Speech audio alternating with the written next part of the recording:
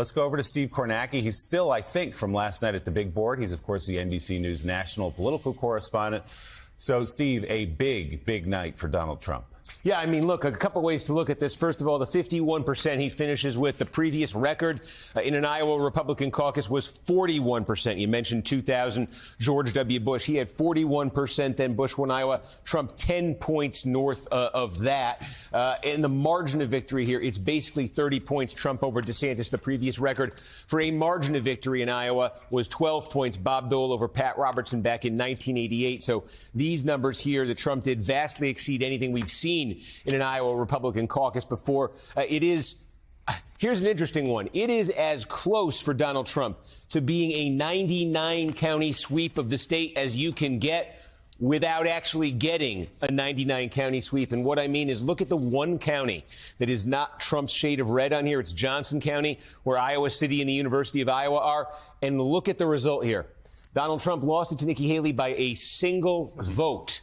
So Donald Trump literally came one single vote away from going 99 for 99 in Iowa last night here. Just in terms of why DeSantis was able to edge out Haley for second place. Look, compared to Trump, it's not really a stronger breakout showing for either one of them, just given the history we talked about. But why was DeSantis able to edge out second place? Essentially, it's this, that Haley had, and we talked about this yesterday in the run-up to this, the polls were suggesting this. Haley had a coalition that was dependent on college-educated, on independents, on non-Republicans, on higher-income voters. They are concentrated around the state capital, Des Moines, Polk County, Dallas County, west of that, Johnson County, which I just showed you that Nikki Haley did carry by a vote. Those are the kinds of places, Story County, Ames, where Iowa State University is, those are the kinds of places. She did well, very well last night in a couple places there. Maybe not quite as well as she wanted, but she was certainly very competitive. Where the floor fell out for Haley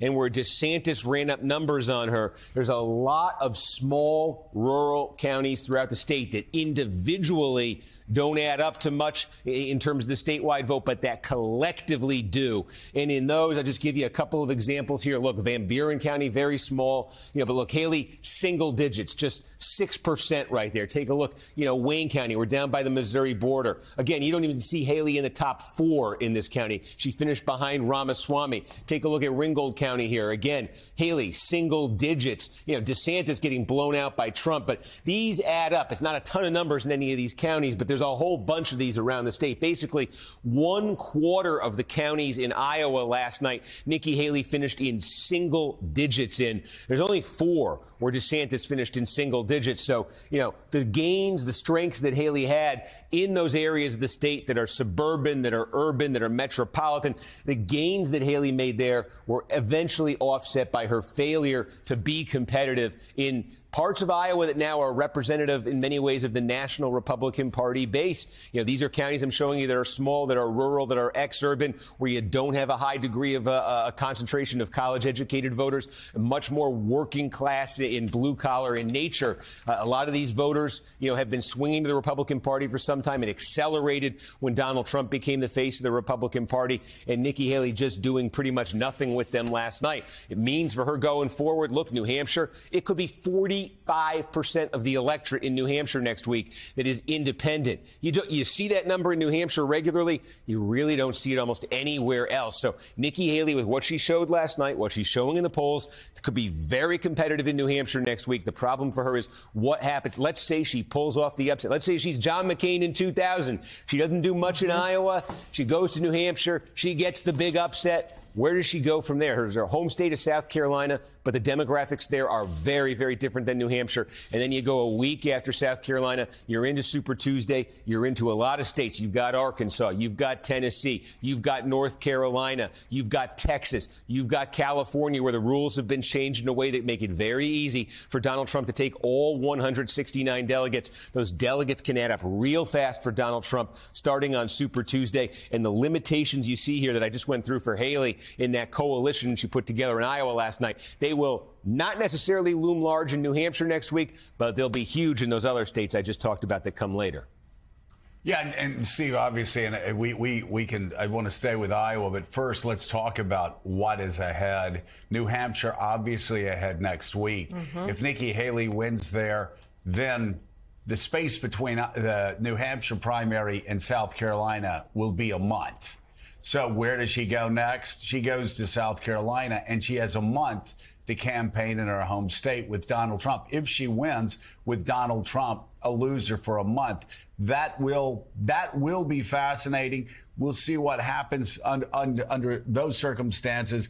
But Donald Trump has problems in New Hampshire regardless, doesn't he? Even in the forget, and by the way, the Trump argument that, if Nikki Haley wins in New Hampshire, she only wins because she gets independents in a swing state. Not actually a really positive argument to make for the general election, which is independents and swing states hate me, so you can't really look at Nikki Haley beating me there. But all that being said, Donald Trump, even the head-to-head matchup in New Hampshire with Joe Biden, it's one of the few states right now that Biden continues to beat Donald Trump. Yeah, New Hampshire swung pretty dramatically from being one of the closest states in 2016.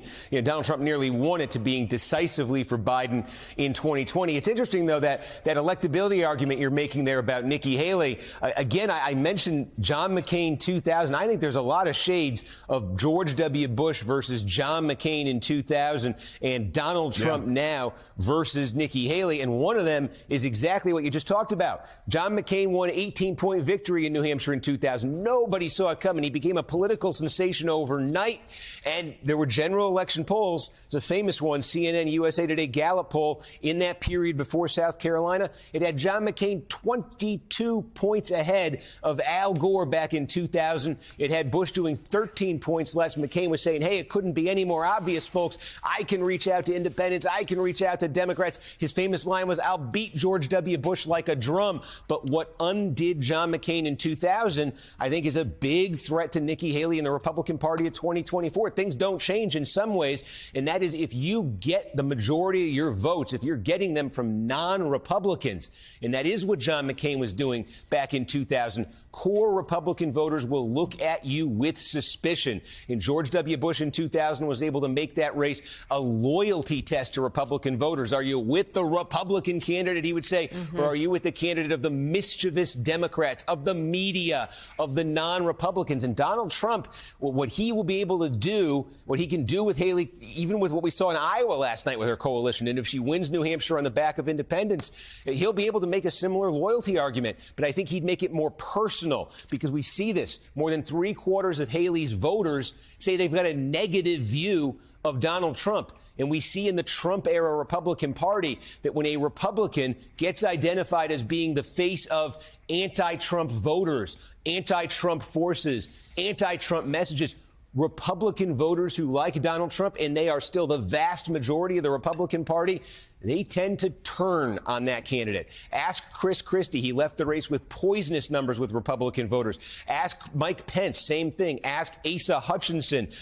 All of them, they are the only three candidates who had upside-down numbers in terms of favorability with Republican voters this past year, and it had everything to do with being identified with the antagonism towards Trump. And if Nikki Haley pulls off New Hampshire, her challenge, that's a very difficult needle to thread, because the lesson of the Trump era is when you become seen as the face of the non-Republicans and the Trump-resistant crowd, Republicans turn on you, and they turn on you hard. And in fact, we're seeing in South Carolina after New Hampshire, Haley's polling much worse in her home state of South Carolina than she is in New Hampshire. So, Steve, let's look at some of those entrance poll numbers I mentioned from NBC News and what they say about the electorate, at least in Iowa. A majority of Republican voters last night, well above 60%, believe the big lie. They believe that Joe Biden lost the election. Also, 66% of voters say that even if Donald Trump is convicted of the crimes he's facing now this year, 65% say he still is fit to be president. So this party, by the way, that's among all voters. Among Trump voters, those numbers go way up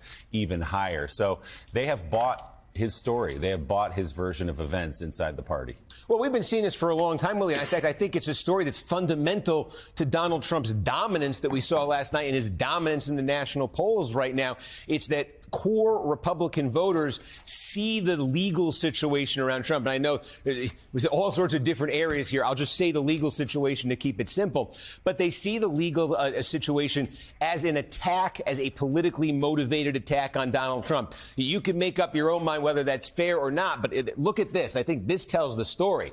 This is the trend line of the national Republican race from the very beginning of 2023 until we are this morning. And again, this is like, it wasn't that long ago, but I want to remind folks, in the early months of 2023 and the last month of 2022, December 2022, coming off that 2022 midterm where the Republicans underperformed, where the Trump-aligned candidates lost key races that cost Republicans the Senate and other major offices, Trump was running. This is the national average. DeSantis never caught him in the national average, but we would routinely see polls in January and February of 2023 that had DeSantis within 10 points of Trump.